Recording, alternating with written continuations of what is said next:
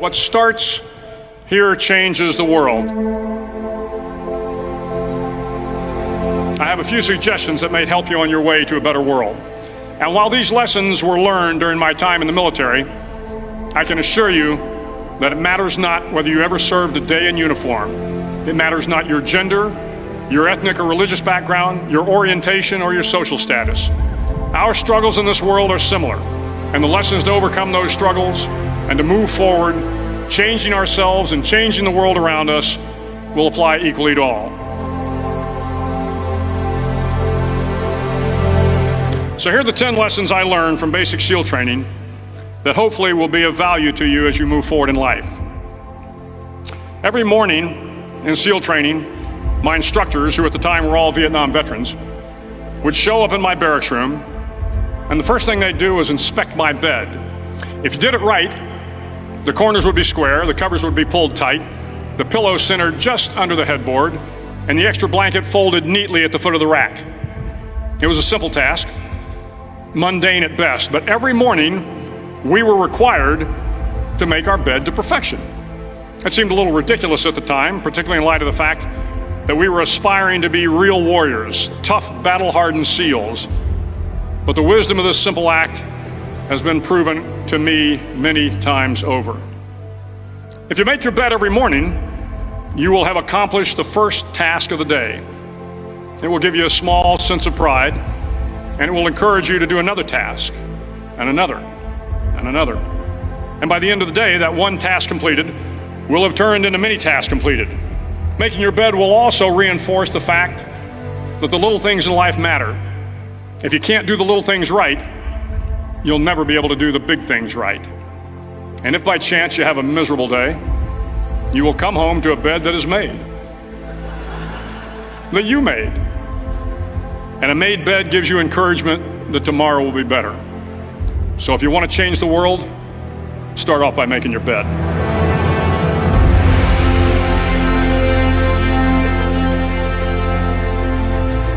During SEAL training, the students are all broken down into boat crews. Each crew is 7 students, 3 on each side of a small rubber boat, and 1 coxswain to help guide the dinghy. Every day your boat crew forms up on the beach and is instructed to get through the surf zone and paddle several miles down the coast. In the winter, the surf off San Diego can get to be 8 to 10 feet high, and it is exceedingly difficult to paddle through the plunging surf unless everyone digs in. Every paddle must be synchronized to the stroke count of the coxswain. Everyone must exert equal effort, or the boat will turn against the wave and be unceremoniously dumped back on the beach. For the boat to make it to its destination, everyone must paddle. You can't change the world alone. You will need some help. And to truly get from your starting point to your destination takes friends, colleagues, the goodwill of strangers, and a strong coxswain to guide you. If you want to change the world, find someone to help you paddle. Over a few weeks of difficult training, my SEAL class, which started with 150 men, was down to just 42. There were now 6 boat crews of 7 men each. I was in the boat with the tall guys, but the best boat crew we had was made up of the little guys, the Munchkin crew we called them. No one was over 5'5". The Munchkin boat crew had 1 American Indian, 1 African American, 1 Polish American, 1 Greek American, 1 Italian American, and 2 tough kids from the Midwest. They out-paddled, outran, and outswam all the other boat crews.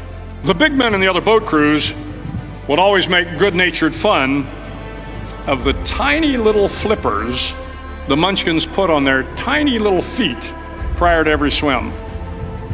But somehow these little guys from every corner of the nation and the world always had the last laugh, swimming faster than everyone and reaching the shore long before the rest of us.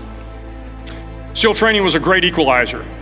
Nothing mattered but your will to succeed, not your color, not your ethnic background, not your education, not your social status. If you want to change the world, measure a person by the size of their heart, not by the size of their flippers.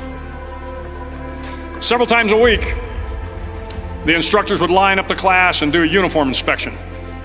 It was exceptionally thorough. Your hat had to be perfectly starched, your uniform immaculately pressed, your belt buckle shiny and void of any smudges.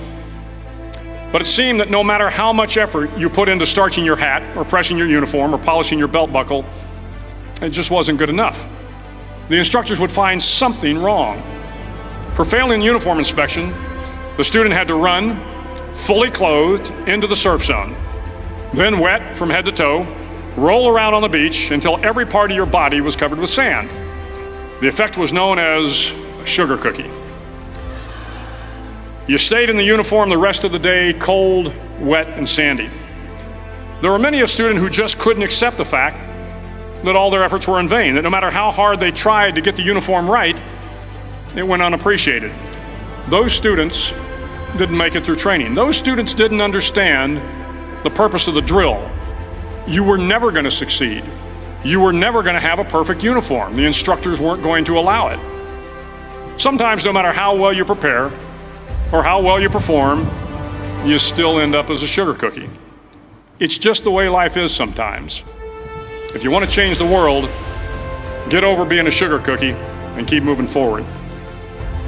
Every day during training, you were challenged with multiple physical events: long runs, long swims, obstacle courses, hours of calisthenics, something designed to test your mettle.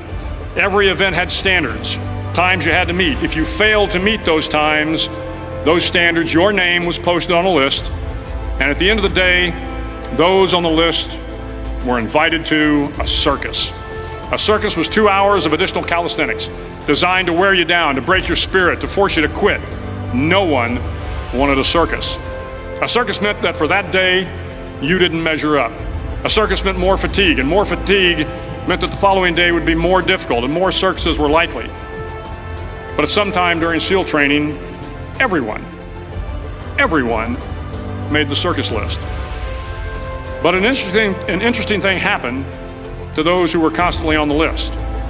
Over time, those students who did 2 hours of extra calisthenics got stronger and stronger.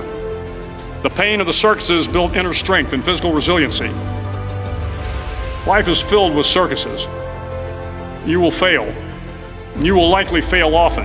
It will be painful. It will be discouraging. At times, it will test you to your very core. But if you want to change the world, don't be afraid of the circuses. At least twice a week, the trainees were required to run the obstacle course. The obstacle course contained 25 obstacles, including a 10-foot wall, a 30-foot cargo net, a barbed wire crawl, to name a few. But the most challenging obstacle was the slide for life. It had a 3-level, 30-foot tower at one end and a 1-level tower at the other. In between was a 200-foot-long rope. You had to climb the 3-tiered tower, and once at the top, you grabbed the rope, swung underneath the rope, and pulled yourself hand over hand until you got to the other end. The record for the obstacle course had stood for years when my class began in 1977. The record seemed unbeatable until one day a student decided to go down the slide for life head first. Instead of swinging his body underneath the rope and inching his way down, he bravely mounted the top of the rope and thrust himself forward. It was a dangerous move, seemingly foolish and fraught with risk. Failure could mean injury and being dropped from the course. Without hesitation, the student slid down the rope perilously fast. Instead of several minutes, it only took him half that time. And by the end of the course, he had broken the record. If you want to change the world, sometimes you have to slide down the obstacles head first. During the land warfare phase of training, the students are flown out to San Clemente Island, which lies off the coast of San Diego. The waters off San Clemente are a breeding ground for the great white sharks. To pass SEAL training, there are a series of long swims that must be completed. One is the night swim. Before the swim, the instructors joyfully brief the students on all the species of sharks that inhabit the waters off San Clemente. They assure you, however, that no student has ever been eaten by a shark, at least not that they can remember. But you are also taught that if a shark begins to circle your position, stand your ground. Do not swim away. Do not act afraid. And if the shark, hungry for a midnight snack, darts towards you, then summons up all your strength and punch him in the snout, and he will turn and swim away. There are a lot of sharks in the world. If you hope to complete the swim, you will have to deal with them. So if you want to change the world, don't back down from the sharks. As Navy SEALs, one of our jobs is to conduct underwater attacks against enemy shipping. We practice this technique extensively during training. The ship attack mission is where a pair of SEAL divers is dropped off outside an enemy harbor and then swims well over 2 miles underwater, using nothing but a depth gauge and a compass to get to the target. During the entire swim, even well below the surface, there is some light that comes through. It is comforting to know that there is open water above you. But as you approach the ship, which is tied to a pier, the light begins to fade. The steel structure of the ship blocks the moonlight. It blocks the surrounding street lamps. It blocks all ambient light. To be successful in your mission, you have to swim under the ship and find the keel, the center line, and the deepest part of the ship. This is your objective. But the keel is also the darkest part of the ship, where you cannot see your hand in front of your face, where the noise from the ship's machinery is deafening, and where it gets to be easily disoriented, and you can fail. Every SEAL knows that under the keel, at that darkest moment of the mission, is a time when you need to be calm, when you must be calm, when you must be composed, when all your tactical skills, your physical power, and your inner strength must be brought to bear. If you want to change the world, you must be your very best in the darkest moments. The 9th week of training is referred to as Hell Week. It is 6 days of no sleep, constant physical and mental harassment, and one special day at the Mud Flats. The Mud Flats are an area between San Diego and Tijuana where the water runs off and creates the Tijuana Sloughs, a swampy patch of terrain where the mud will engulf you. It is on Wednesday of Hell Week that you paddle down to the Mud Flats and spend the next 15 hours trying to survive this freezing cold, the howling wind, and the incessant pressure to quit from the instructors. As the sun began to set that Wednesday evening, my training class, having committed some egregious infraction of the rules, was ordered into the mud. The mud consumed each man till there was nothing visible but our heads. The instructors told us we could leave the mud if only 5 men would quit. Only 5 men, just 5 men, and we could get out of the oppressive cold. Looking around the mud flat, it was apparent that some students were about to give up. It was still over 8 hours till the sun came up. 8 more hours of bone-chilling cold.